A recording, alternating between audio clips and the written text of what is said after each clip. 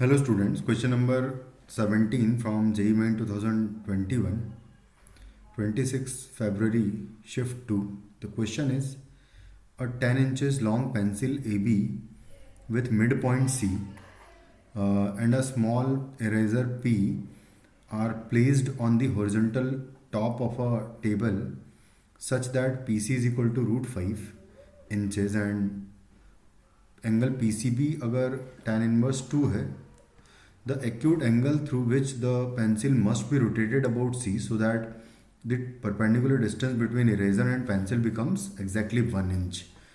तो हम लोग क्या करेंगे, मान लेते हैं कि न्यू पोजीशन में कुछ इस तरीके से जो है वो पेंसिल आ जाएगी और इससे उसकी जो डिस्टेंस है ये हो जाएगी 1.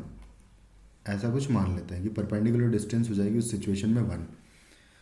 तो हमको निकालना है कि ये एंगल कितना होगा जिससे कि हमको ये पेंसिल को रोटेट करना पड़ेगा. तो मान लेते हैं ये थीटा एंगल है जिससे हमने इसको रोटेट किया है, तो ये 1 एंगल पर आ गया है. इसका लेंथ मुझे पता है √5 और साथ में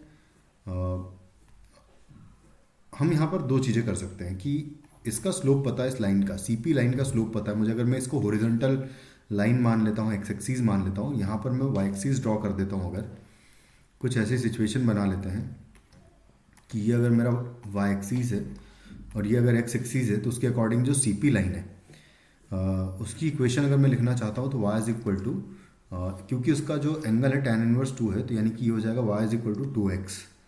ये लाइन हो जाएगी क्योंकि स्लोप का वैल्यू इसका कितना है 2 है. y is equal to 2x ये लाइन है.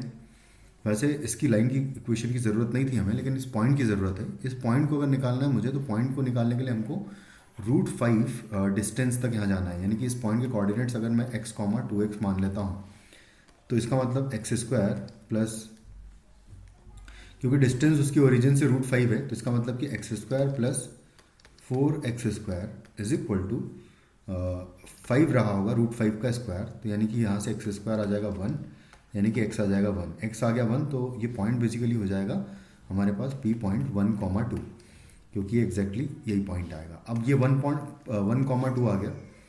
उसके बाद हम क्या करेंगे कि दूसरी लाइन मान लेता हूँ मैं y is equal to mx, है ना. y is equal to mx फिर से यहीं से पास होने वाली लाइन, जिसके डिस्टेंस इस पॉइंट से मैं कर दूंगा 1 यूनिट.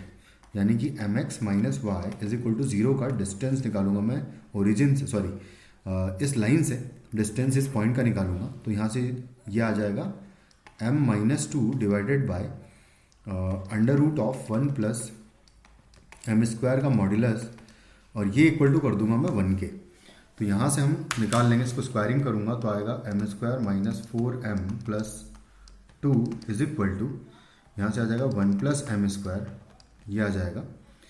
तो ये m² से m² कैंसिल आउट हो जाएगा and minus 4m is equal to आ जाएगा -1, यानी कि m इज इक्वल टू हो जाएगा 1/4. और अगर m इज इक्वल टू 1/4 आएगा तो बेसिकली एक सेकेंड, -4m प्लस 4 आएगा. सॉरी, यहाँ पर हम देखो गलती कर दी स्क्वायरिंग करने में. तो ये 4 होगा और इधर आके यहाँ पर आएगा -3, तो बेसिकली ये वैल्यू हो जाएगी 3/4.